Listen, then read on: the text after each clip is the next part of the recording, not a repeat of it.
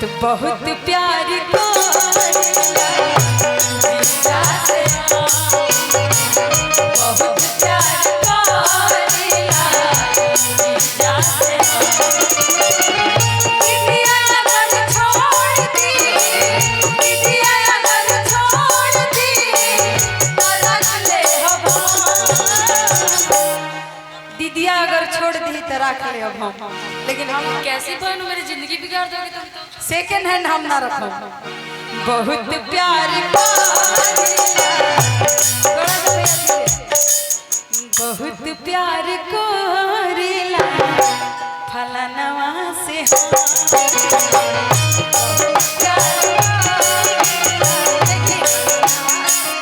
जो मंच पे एक और आदमी बा चाह कि गोलू जी उठ जाता नहीं रहो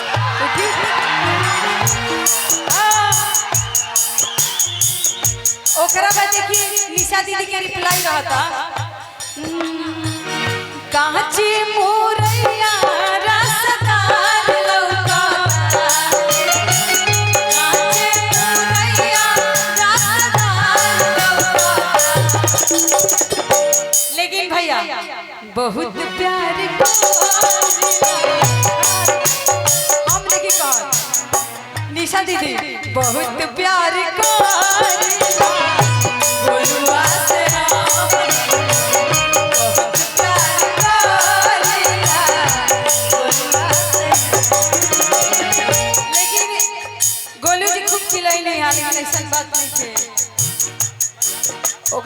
मजाक होता लेकिन इशारा कर दिले हम कहत रहे मजाक होता ओकरा बाद निशा दीदी के रिप्लाई बा कांची मोरैया रसदार लौका कांची मोरैया रसदार लौका अमंग जरनी तोरा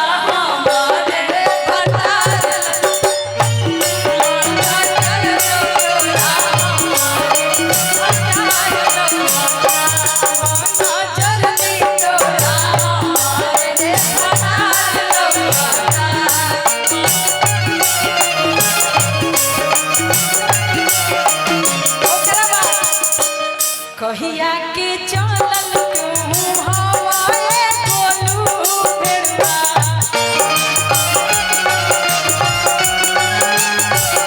अब रउआ से बताई जा दीदिया के लेके गाय टेंगा के गरियाई में तारती उतरो अब रउआ इशारा कोई नहीं है तब काहे खाती अब सुनही के बा लेकिन हमरा के मत गरियाई चलिए हम बोलबे ना करो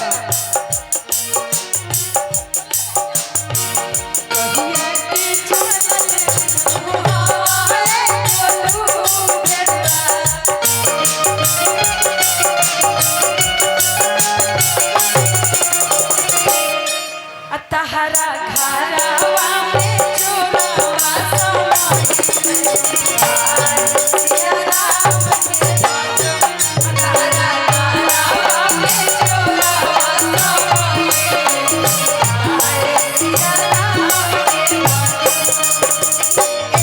एही में बा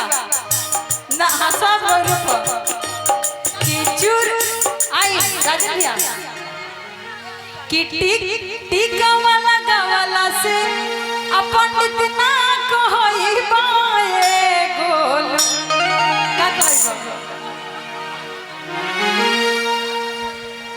का कही बताई आ तू तमौगे कहई बा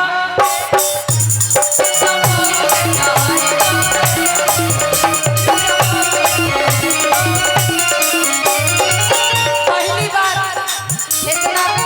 कैमरा लागल बा पहली बार हम गोलू जी के गरियावत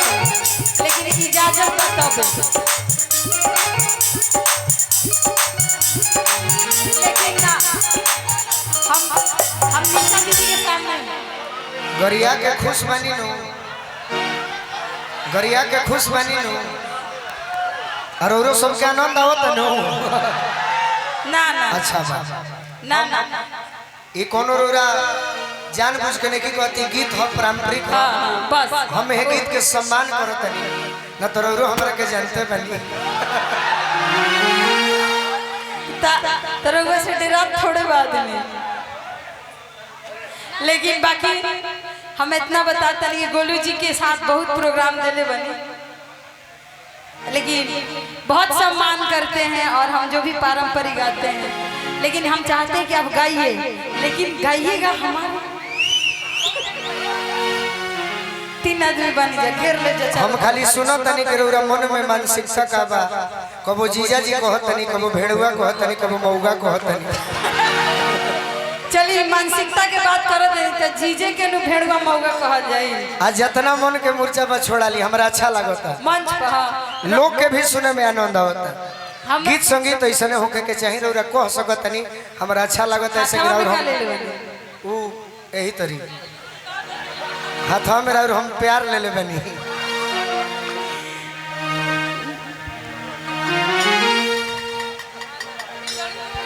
खैनी नहीं खा। अच्छा चलिए कि मैं किसी और की हूँ फिलहाल, लाइन मत मारा। लेकिन देखिए आपके पक्ष में करीना बोल रही है, सविता बोल रही है।